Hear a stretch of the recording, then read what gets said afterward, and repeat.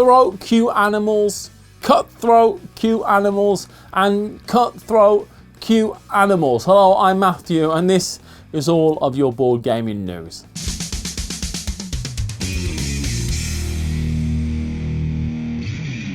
Everdell, the board game about sweet little critters just trying to get along until it isn't.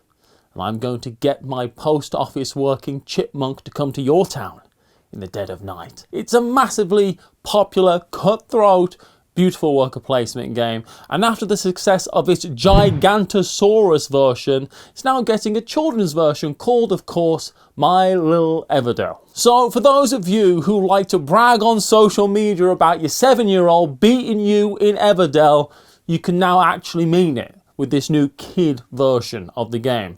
In My Lil Everdell, which plays 1 to 4 players, that was released at PAX Unplugged, we are all invited to join Chip, Sweep and the other kids of the Everdell to build the most spectacular make-believe city anyone has ever built. There's still the worker placement and tableau building with goals to reach and combos to be puzzled out, but with many of the other aspects such as the seasons stripped right out. I read the rulebook in about 3 minutes, and I think the theme paired with the art and the plain old whimsy, that this is something I'm really going to be looking forward to playing with my niece, who, you know, totally beat me at TI4 last week. Yeah, she's a genius. And even though my niece's mastery of game strategy may make her a legend in my hometown, she's not the only legendary gamer around, as demonstrated by Upper Deck's Legendary Gamer Contest, which helped sponsor this episode. Upper Deck's search for the ultimate gamer who's passionate about games and the tabletop community is back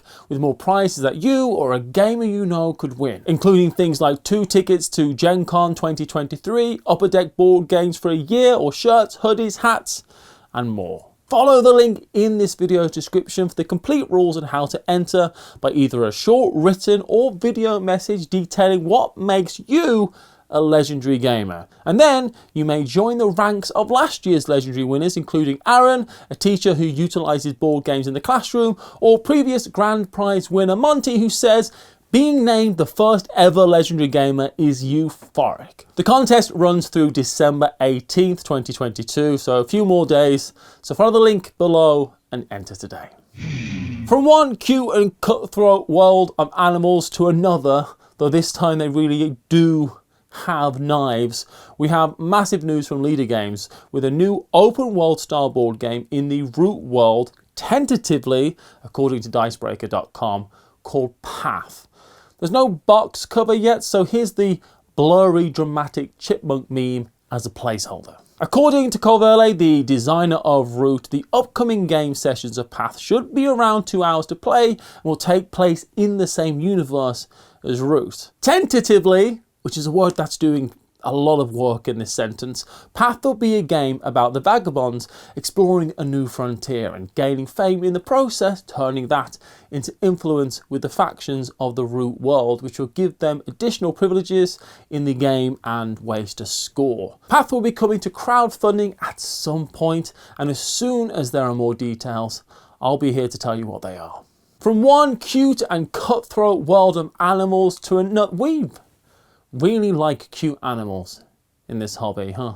Calico, the game of making quilts to appease your feline overlords, is getting a brand new digital version from Monster Couch, the makers of the Wingspan app. The version is called Quilts and Cats of Calico and promises to step beyond adaptation with new challenges, variations of the rules and mechanisms, as well as a campaign and new scenarios to be discovered. The original 1 to 4 player Calico from Flat Out Games is a wonderful tile drafting and placement puzzle game of pattern creating and pattern not creating, because Paula took the tile I need because she's a bad person. And in this digital version, the warm and cozy world full of cuddly cats comes alive as the quilts bend under the weight of these felines roaming around. There's to be cross-platform multiplayer options, a story mode campaign that Monster Couch have said is inspired by the works of Studio Ghibli, a robust solo mode where you're facing AI of varying difficulty levels, and the cats do stuff. They actively respond to what you do, and they have their own characters. They'll be lazily observing the board. They jinx about and run around, and you can pet them and you can shoo them away when they get in the way.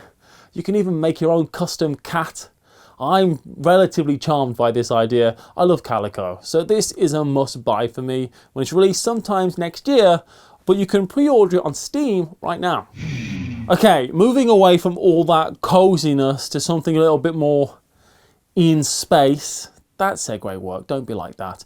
We have news that Terraforming Mars, the game of tableau building and Mars renovation, is being optioned for a movie or a series or something. The production company Cobalt Knight, which was founded by video game executives Christopher Kaminsky and Christopher Knox, has optioned the screen rights to the game with the thought that they're leaning towards a series. The Terraforming Mars world offers incredible storytelling potential, says Kaminsky.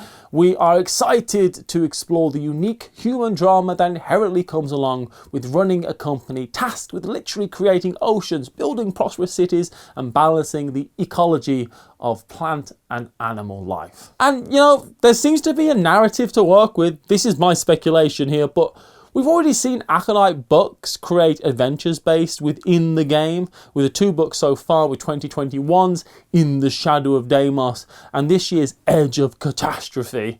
And we have Dungeons and Dragons Honor Among Thieves releasing next year, and the ever-present rumours of a Catan movie in the ether. So I'm all for our hobby taking a few bold steps to other worlds. It's my favourite type of news now because it's Reiner Knizia news, and Bitewing Games released a massive schedule that involves a lot of Knizia content coming our way. I'm a massive fan of Bitewing Games. They are the company behind the upcoming Quo Vadis reprint Zoo Vadis and the Criminal Capers trilogy, both of which are by Knizia, and both we covered here in the past. And now they have announced several lines of games, starting with the Deep Clean series. They are dentists that run Bitewing Games, okay? The Deep Clean series, which already includes Ryan Courtney's 1-to-8 player card placement game Trailblazers, which ran a successful Kickstarter a while ago now, has a follow-up under the working project name Project Deep. It's set to be a tense logic game from Ryan Courtney featuring interactive competition, non-fragile deduction, and like Trailblazers, the rules are promised to be approachable with a quick playtime, yet a high skill ceiling, which are all the things I look for in games. And this series is set to have yearly releases scheduled. But also in this series, we have a brand new, big box, tile placement Reiner Knizia game currently called Project Cascade, which follows in the footsteps of his titles such as Babylonia, great game, Tigris and Euphrates, great game, Blue Lagoon, great game. And it's meant to be Knizia's heaviest game in years. So that's just very exciting to me. And they also announced that they are starting another line of games with Knizia to publish a bunch of 2-player games. There will be crowdfunding these in early 2024, featuring 2 Knizia 2-player games called Project Dio. These are being described as both strategically heavier than Lost Cities, yet comparable in box size and rules complexity. I am very excited about all this, I really am. And Bitewing have already proved that they can deliver, so I'll tell you more when I know, because of course I will, because how could I not?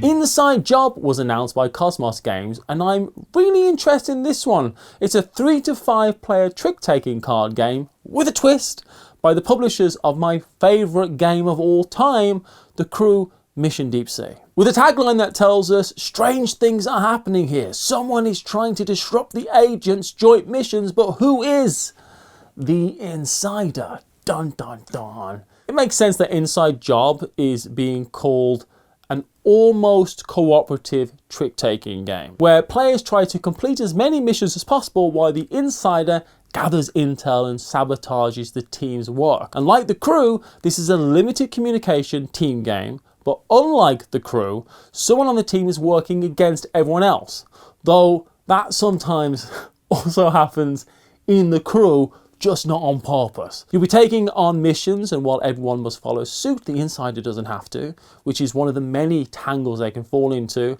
if someone notices. There are loads of missions, and the leader each time picks between a couple, and again, what gets picked might have information. I am so excited about this one. I love Shamans, which also did trick-taking and deduction. I love this genre. I love Cosmos games. And I love small box card games. So, yeah, pretty excited about it. You may also remember how excited I was that the reprint of my Grail game Iki happened late in 2021. And now, Sorry We're French have announced a brand new expansion. Iki is a great game where 2 to 4 players move around the market, hiring, firing, building and set collecting, and Akebono, the expansion, introduces a new location to discover in Edo, the Bridge of Nihonbashi, which expands the main street and offers players new opportunities. Players can stop at the bridge to meet famous personalities from the Edo area and are able to now trade with the ships that players have built in the river. The expansion also adds new character cards, building cards, new pipe, tobacco and fish tokens, which has a bunch of new options into the game. So look out for that one on the horizon very soon. The classic Mystery of the Abbey, which I have been calling Mystery at the Abbey until I wrote this sentence. I'm currently saying it's getting a reprint. Mysteries of the Abbey, whatever that is a classic Days of Wonder whodunit deduction game in the spirits of Cluedo, where a monk has been murdered in a medieval French abbey and players must maneuver their way through the abbey, examining clues and questioning each other to find out who's the culprit. Mojito Studios are the company bringing this one back to life, who have previously done the same with Cleopatra and the Society of Architects, another Days of Wonder game, as well as they make really good deduction game that's called The Lost Code, which I played at Essen and I didn't get absolutely destroyed at, which felt pretty good, honestly. So I'll be looking out for the new Mystery of the Abbey as soon as it's available. Mythic Games have begun to sell off their intellectual properties, and while speculation is very high as to why, what we know so far is that CMON have purchased Super Fancy Brawl, Enchanters and Steam Watchers. Solomon Kane and Reichbusters